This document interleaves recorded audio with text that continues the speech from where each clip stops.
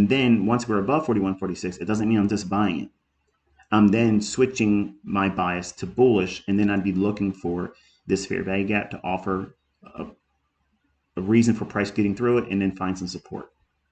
So we go back to previous PD arrays and treat them exactly what you're taught to do with ambiguous support, resistance, and diagonal trend lines, which are not objective. They're completely subjective.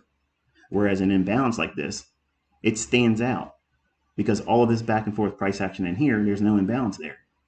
So when it stands out like that, that's a finite objective place for you to be observing and measuring versus what diagonal trend line do you use?